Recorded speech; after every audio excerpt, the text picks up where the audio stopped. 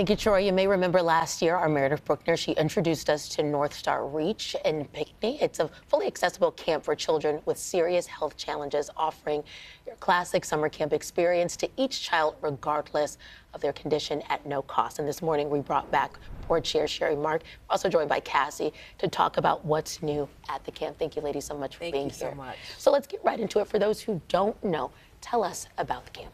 So North Star Reach is a camp for kids with serious health challenges, both developmental and physical, and they all go for free. So kids with organ transplants, kids with cardiac problems, kids with autism, kids with epilepsy.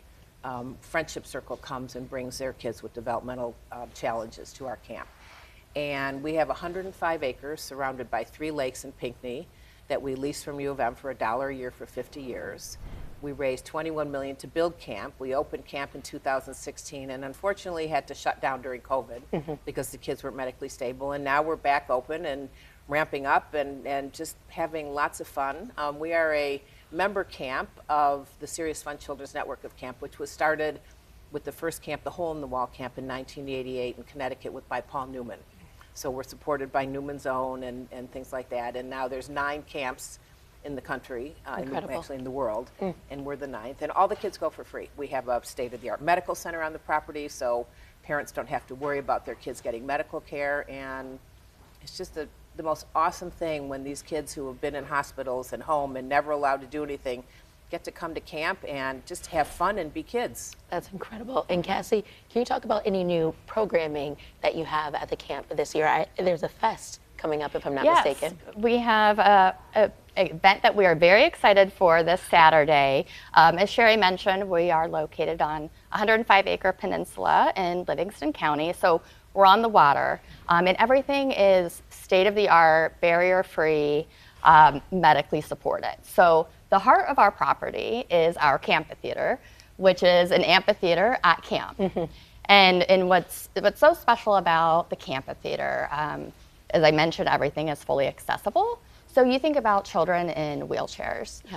They always have to sit in the front row, the back row, or on the end of a row. Every single row was built so that these kids can roll right in next to their bunkmates and next to all of their friends. These are the kind of things that really help them feel a sense of normalcy.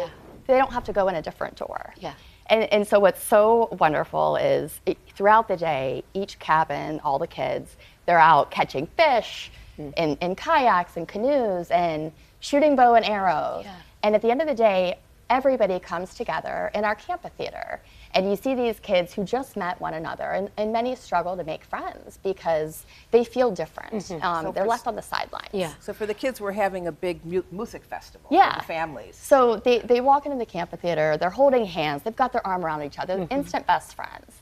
And so many memories are made in that amphitheater. And we thought, what an amazing thing. Let's give our community a chance to come out and make memories like these kids do with their family and friends. And so we are hosting our inaugural MOOSE-IC Festival because a moose is our mascot, a huge part of our culture. So this Saturday, August 23rd, we've got a full day from noon to 10. We've got live bands, we have food trucks. Ugly Dog Distillery is going to be serving craft cocktails, but it's just a great way for the community to come out. We say purchase tickets, but really you're making a donation to provide Camp Magic for these kids.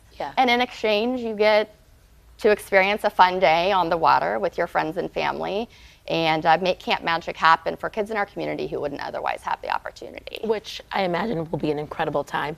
Can you put this in perspective for me? How impactful is a camp like this for children and their families? So it's so impactful because, for instance, if you have a child that maybe had a heart transplant and you're very reluctant to let that child out of your sight, the doctors are like, no, no, no, this kid can't go do these things at camp, they can't go on a zip line, these things. The kid comes to camp. We are supported by the child life specialist, the hospitals. We service kids from all of the hospitals in the region. Any hospital in the Great Lakes region that provides pediatric care, we have kids from there. They're recommended by the physicians, by the child life specialists. We do education at the hospitals. And the families come, and we also have family weekends, so the families can see what's going on. But when the child comes to camp for a week-long session, the child gets there, and instead of someone saying, you can't do this, be careful, we're like, okay, let's see what you can do. Yeah. So it really helps these kids to gain confidence. We have kids, campers, that have aged out. We have a leadership program. These kids go to college. I know some of our cardiac kids now are cardiac ICU nurses. And it's for free, so it's not income dependent. So we depend solely on fundraising. We have very, very generous donors. One of our generous donors in January offered us the Ted and Jane Von Voigtlander Foundation, Gwen Haggerty and Steve Bearden, offered us a $600,000 match. If we brought in $600,000, then they would give us another $600,000. And I have to say, we're very excited to say that we now have brought in over $500,000. We've got between $70,000 and $80,000 left to go. That's it. Amazing. So we welcome donations. You can go on our website, northstarreach.org, make donations.